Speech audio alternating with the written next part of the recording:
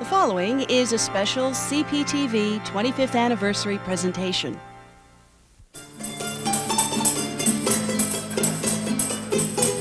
My father loved to sing, and he'd come home and he'd lay down on the bed in the bedroom, and he'd start singing. I'd come home from school and I'd lay down beside him, and he would teach me all the Russian songs he knew. There are a couple of songs now that even when I sing them now, automatically brings back my father to me and that bed and the happiness that we had.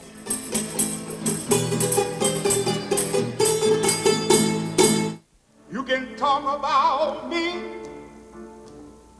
just as much as you please. The more you talk, I got to go down on my knees. I'm going home. I'm going home. I'm going home. I started from a playground, believe it or not, right here in this area. And from that day on, I did quartet singing. Then I joined the church. I was a member of the church at that time. I joined the church and I joined the choir. What you called serenading, we call parrandas. During Christmas time, they would offer as gifts their visits and their singing and their talent. We try to sneak up on someone as quietly as possible and then break out with the song.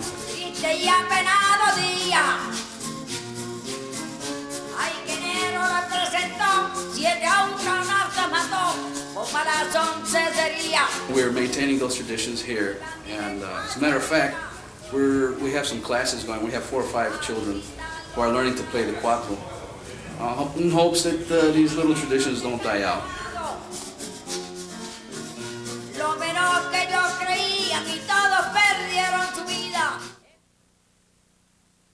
Waterbury, Connecticut. Seen from the highway, it's a city of factories, of dense urban neighborhoods, of bars and churches. For 150 years, Waterbury was the center of the American brass industry. People came here from all over the world to work in the brass mills.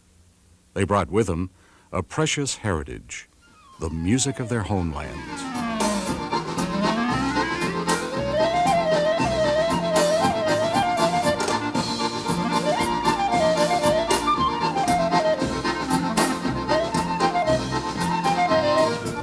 Whole families tended to get together where there would be like 5 brothers and sisters and then all their children. So, I mean, the house would burst at the seams. With us, we had one uncle that played violin, and we had piano players, and a couple that played guitars.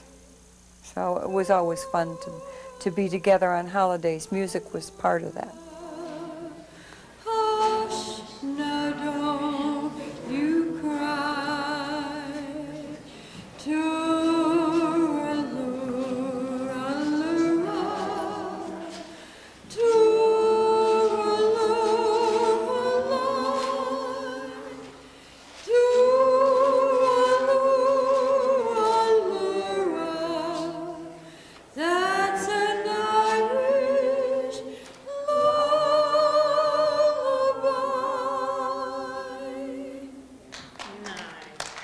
I had 2 Lithuanian girlfriends, and I picked up a little of the language.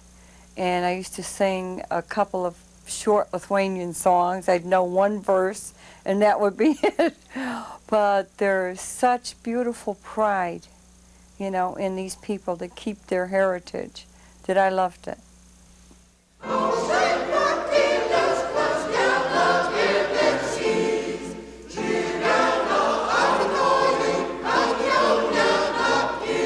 Is music still cherished in Waterbury ethnic communities? Or has it been boiled down in a musical melting pot? Do Waterbury's people still make music for themselves, drawing on the traditions of their forebears? Or is their music limited to what they hear on radio and TV and other commercial mass media? To answer that question, the Waterbury Ethnic Music Project went to parties and picnics, living rooms and church halls, seeking out the music of Waterbury's ethnic groups. I was completely overwhelmed by what we actually did find. We ended up recording music in more than 20 different ethnic groups. We collected more than 1,000 songs and tunes, dozens and dozens of people, and I think we only scratched the surface.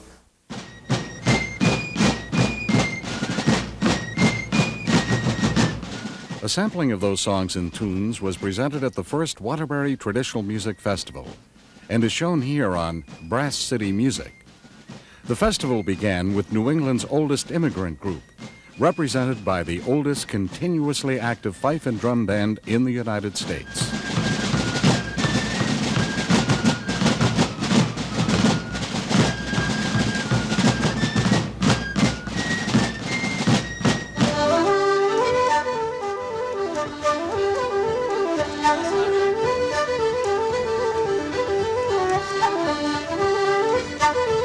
Within the last 10 or 20 years, there's been a revival of traditional Irish music in Waterbury as elsewhere. And the music has been taken up by younger people who have made it alive.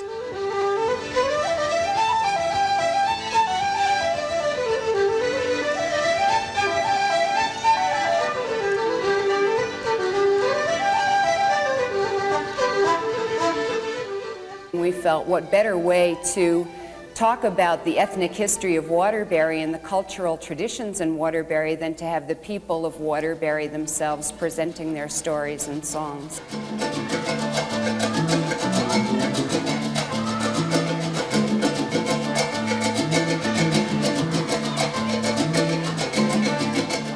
The people who participated in the festival were honored, I believe, and delighted to be here, to have that sense of pride that they have in their own cultural traditions affirmed by the community at large. For the glory of the jack is in the candle. Saturday afternoon, people formed a circle for a song swap. And the glory of the turkey is the drumstick, but the glory of the pumpkin is the pie.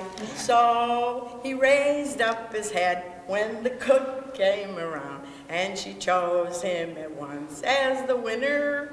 His fondest wish came true. He was a proud pumpkin pie, and the glory of the great Thanksgiving dinner.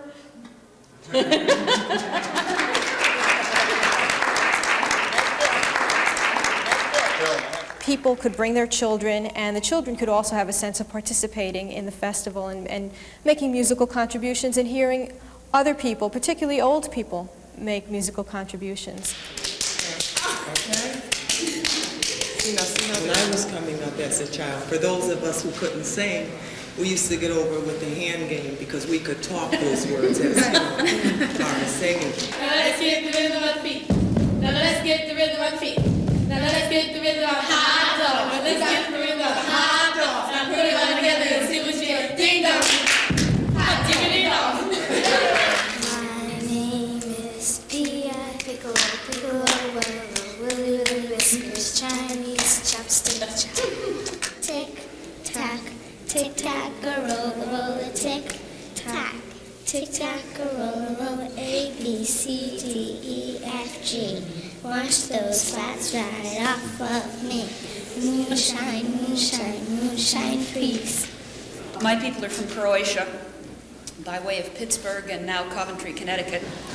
And it's a song that sort of sums up the immigrant experience for most ethnic groups that came at one point or another to this country. It's called Tamo Daleko.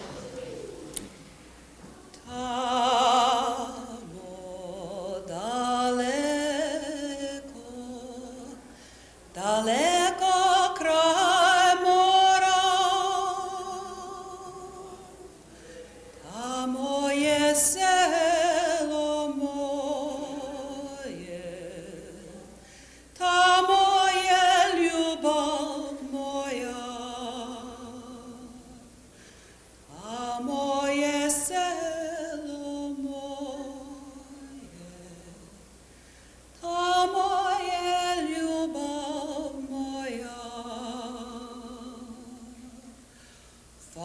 Far away, far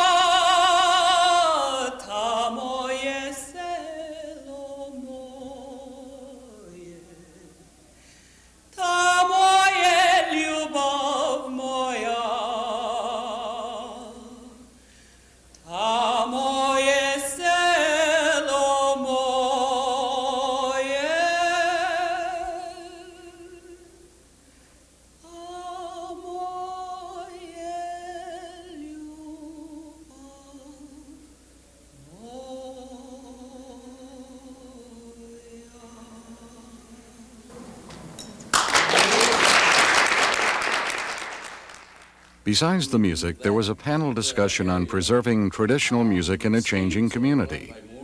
Martin Bresnick is a professor at the Yale School of Music. As we've discovered, 14, 15, 16 different ethnic groups, all perpetuating and transforming their own music from cultures far afield in Europe and Africa and in the Caribbean and other locations. As we watch this, we wondered to ourselves, and we still don't know the answer to this, is Waterbury unique? Jose Rodriguez is head of STPR, an organization in Waterbury devoted to the encouragement of Puerto Rican culture. It's been difficult trying to keep going because you get so discouraged. And now to see people that I didn't even know, other people in different ethnic communities were trying to do the same thing. And thank God it's kind of happening, and I feel more encouraged to keep going. And our credibility has risen a bit. We're going to present to you a little song which has a very Spanish flavor. You'll know what I mean when you hear it. It's a tune that speaks of a bull in love with the moon. So it's a kind of a happy song. Y ese toro enamorado de la luna que abandona por de noche en la mañana y es pintado de amapola y aceituna y le puso campanero el mayoral. Los romeros de los montes le besan la frente, las estrellas de los cielos la bañan de plata y el torito que es bravío de casca valiente, abanicos de parecen sus patas.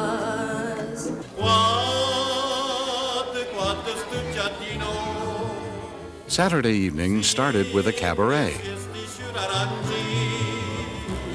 No profuma così fino, il cuore se ne va e tu dici batta Dio.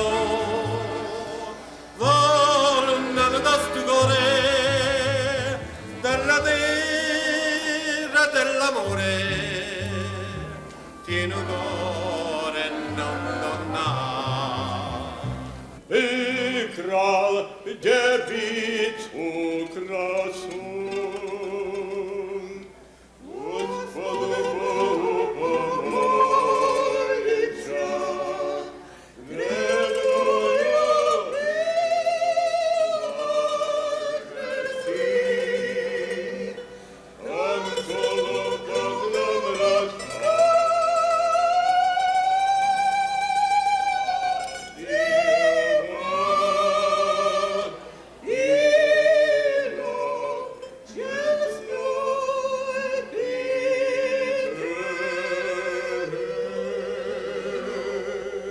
When we went to school, our names were Ski, Ravioli, not Lynch, not Smith. And when we went to school, the teacher looked down at you because you weren't, and I'm not speaking only for myself, I think you'll find everybody with an ethnic background, and the teachers look down at you. And I think America has grown up since then quite a bit, and it isn't as prejudiced as it was. Everywhere we go, I mean, the people that we associated, mostly ethnic background, and everybody says, you know how I'm proud to be an American, I'm proud to be Polish, I'm proud to be Russian. That night, they pulled back the tables and they danced.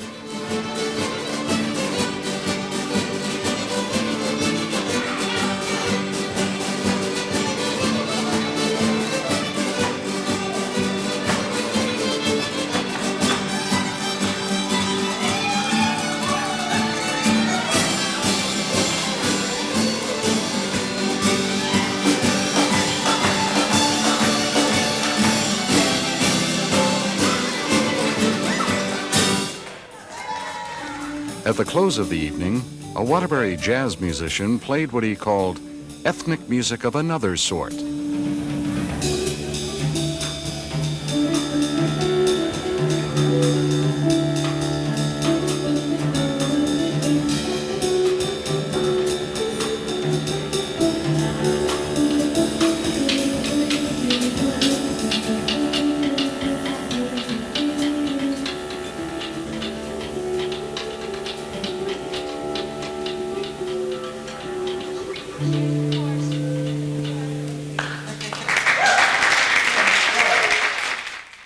Next day started with a concert featuring French, Canadian, and German songs.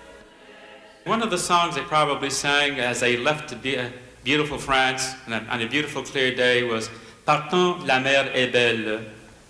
Let's leave, the sea is beautiful.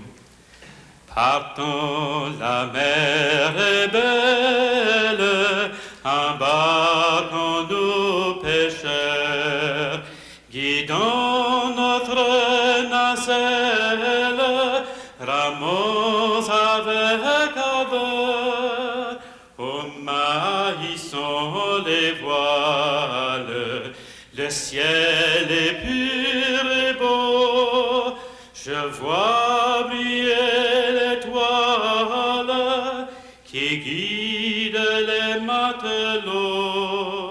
In 1866, these Germans got together in a brewery after drinking a few and decided to actually form a club. They sang so well, they drank better than they sang. That was 120 years ago, in 1866. The society was known as the Concordia Singing Society.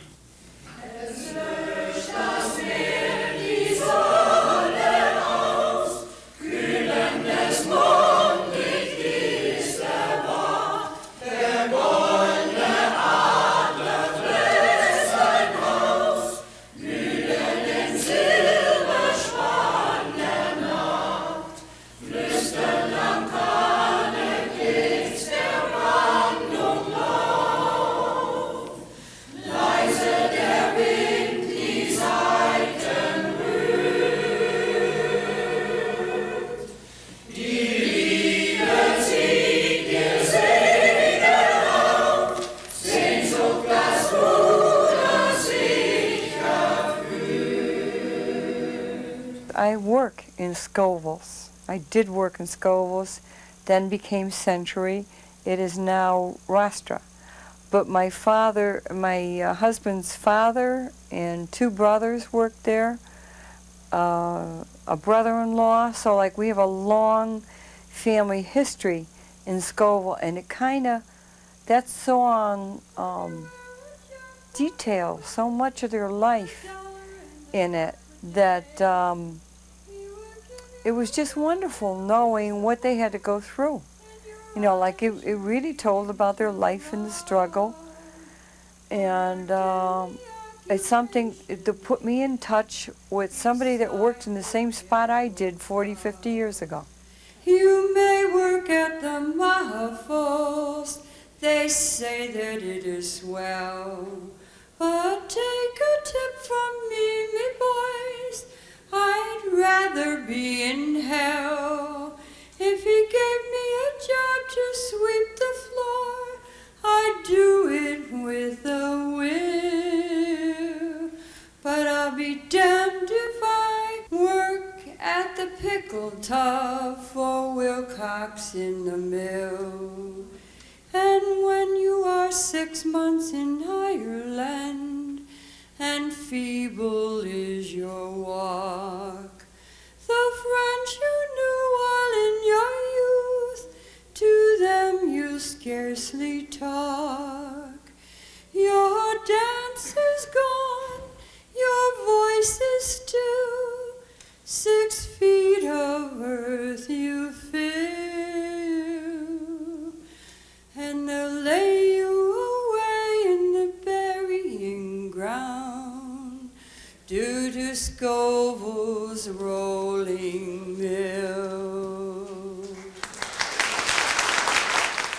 Sunday ended with an afternoon of religious music. We're going to have a non-denominational service here this afternoon. We're going to have a good time in the name of the Lord. Songwriter said, without a song, the day would never end. Without a song, the road would have never been. When things go wrong, a man don't have a friend without a song. But I'm here to tell you that a gospel song is just like fire shut up in your bones.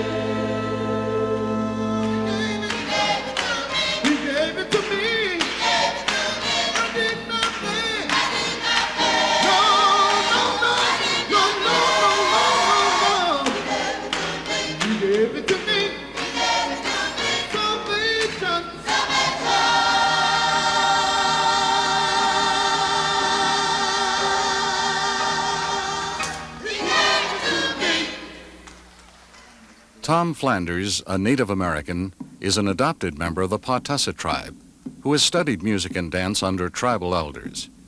He told a story that seemed to capture the spirit of community the Waterbury Traditional Music Festival was attempting to nourish in a sometimes fragmented city. To Bear, he gave great strength. To Cat, he gave the ability to move silently. To Wolf, he gave the ability to communicate. To Skunk, he gave the ability to defend itself by making a smell, and Porcupine by having sharp quills. So to each of the beings, the Creator gave a gift. And the last in line was human being, and all the gifts had been given away. The Creator thought, well, I'll make a different gift for human being. And the Creator gave human beings thought. Using thought, human being developed a lever and could imitate the strength of the bear. He developed the arrow so that he could shoot, and he could hunt as quickly as the hawk. And he had the shovel so that he could dig like Badger. So each of the gifts that the other beings had been given, human being was able to imitate them. And again, things went really well, and for a long time, balance was maintained. But human beings started to think that his gift was greater than the gift of the other beings. And then human beings started to think that because he thought his gift was greater, that he was greater than the other beings. And finally, it got to the point where some human beings thought that they were better than other human beings. And that's how we got into the situation we're in the world today. But every now and then you see something like Waterbury creates a feeling of community where we recognize our differences, but yet we realize that we're part of this community. And by recognizing and acknowledging our differences, maybe we can imitate the gift of the wolf and we can learn to communicate. And then maybe we'll extend our feeling of community not only to other human beings, but to all life forms and even to the Earth Mother herself. And that's my story.